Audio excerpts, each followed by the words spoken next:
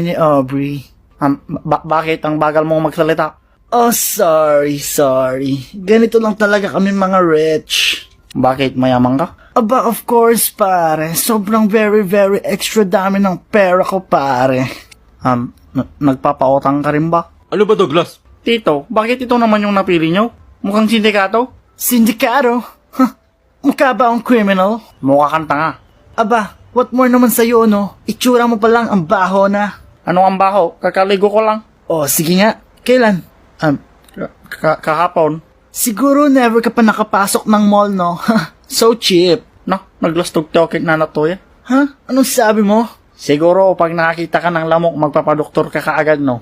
So sweet. Oh my gosh, you're so rude. Anya nga ka raw. Douglas Balasubas. Joaquin? Joaquininam? Douglas, tumigil ka. Mabuting umalis ka na. Mas gusto ko si Joaquin. Tito, alam ko namang